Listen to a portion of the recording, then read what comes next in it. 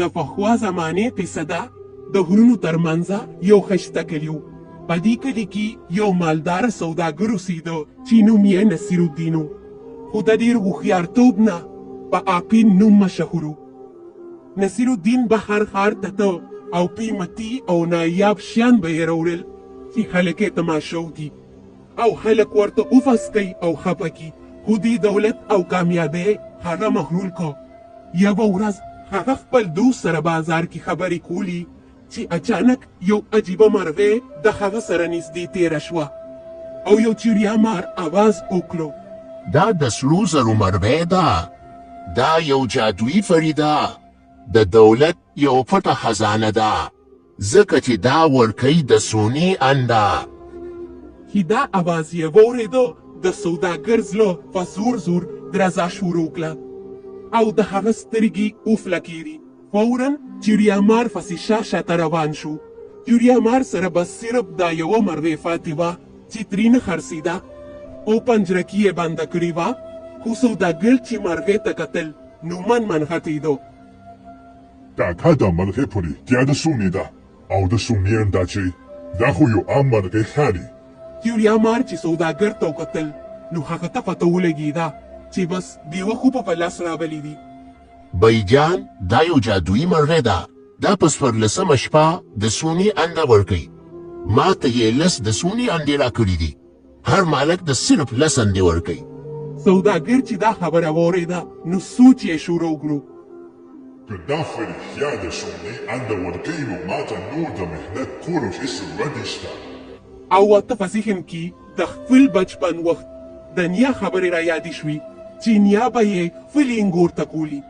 دسته د سونې اندې خو نه اچئ چې نور کله به لاړه شي او زما زوی به غریب شي. سوداګر بې داسې ثبوته مرغۍ واخیسته او خپل ټول مال یې چړیا مار ته ورکړه. سبا سهار کله چې سوداګر د پنجرې خواته لاړو نو هلته هېڅ انده نه وه. هغه حیران شو خو بیا یې سوچ وکړو چې 14مې شپې ته به انتظار وکړمه. هغه به ټوله شپه بیدار و، خو مرغۍ به کله وده وه، کله ویښه او کله به یې وزرې وهلي. آخر کار 14مه شپه خو مراله. سوداګر د مرغۍ د پنجرې سره ولاړو او انتظار یې کو چې مرغۍ به اوس د سونې انده واچي. شپه تېره شوه، سهار شو، خو په پنجره کې هېڅ انده نه وه. سوداګر خپل سر ونیوه او کېناسته. دا څه چې نه شو، ما خپل ټول مال ورکړی دی او دا خو یو عام مرغۍ ده.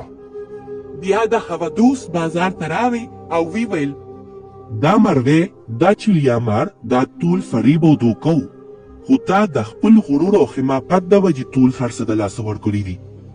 سوداګر خپلې سترګې ښکته کړې وي او ډېر خفه و، خو په حقیقت کې پوه شو چې غرور او خود اعتمادي کله کله انسان تل د پښیمانۍ سره مخ کوي. هغه ټول څه د لاسه ورکړي وو، خو یو ډېر لوی سبق یې زده کړو. اوس هغه په یو کندر کمره کې اوسېده او هره ورځ به یې دا سوچ کو چې واقعي هېڅ شي بغیر د محنت نه حاصلېدی نه شي. نو دا کهاني موږ ته دا سبق راکوي چې غرور، خود اعتمادي او بې فکري کله کله انسان ته فریب ورکوي. محنت، صبر او حوصله همیشه اصلي دولت دی. هېڅکله صرف د شکل او چمک په واسطه دوکه مه خورئ، ځکه چې د ژوند هر انعام خپل وخت لري، خو بې عقلي هېڅ چاته ګټه نه ورکوي.